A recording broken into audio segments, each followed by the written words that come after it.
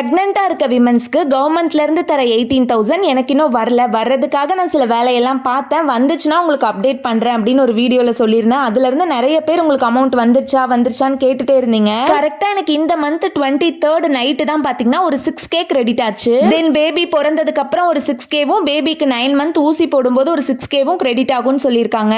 இதுக்கு ஃபர்ஸ்ட் நீங்க pregnancy confirm பண்ண உடனே குறைஞ்சது 12 வீக்ஸ்க்குள்ள உங்க ஏரியா நர்ஸ் கிட்ட போய் உங்க டீடைல்ஸ் கொடுத்தீங்கன்னா உங்க பிக்மி ஆப்ல ரெஜிஸ்டர் பண்ணி இந்த மாதிரி RCHIDன்னு ஒரு புக் போட்டு தருவாங்க. அதுக்கப்புறம் உங்க ஹஸ்பண்டோட Aadhaar card xerox, smart card xerox, உங்க பேங்க் டீடைல் பிளஸ் ஈஸ்ராம் கார்டுன்னு ஒன்று கேட்பாங்க. அது வந்து நீங்க நெட் சென்டர்ல போய் 100 ரூபாய் கொடுத்தீங்கனாலே எடுத்து கொடுத்துருவாங்க. இது எல்லாத்தையுமே என்னோட 3 months பிரெக்னன்சிக்குள்ளேயே எடுத்து நான் கொடுத்துருந்தேன். பட் எனக்கு அமௌண்ட் கிரெடிட் ஆகவே இல்லை. அதுக்கப்புறம் ஏரியா நர்ஸ் கிட்ட போய் கேட்டப்ப 200 கட்டி போஸ்ட் ஆஃபீஸ்ல ஒரு அக்கௌண்ட் ஓபன் பண்ண சொன்னாங்க. போஸ்ட் ஆஃபீஸ்ல அக்கௌண்ட் ஓபன் பண்ணி ஒரு 20 to 25 days தான் இருக்கும்னு நினைக்கிறேன். இப்போ எனக்கு 6K கிரெடிட் ஆயிருக்கு. இதுல பியூட்டி என்னன்னா நான் ஓபன் பண்ண போஸ்ட் ஆஃபீஸ் அக்கௌண்ட்ல எனக்கு அமௌண்ட் கிரெடிட் ஆகல. என்னோட நார்மல் பேங்க் அக்கௌண்ட்ல தான் ஏறி இருக்கு.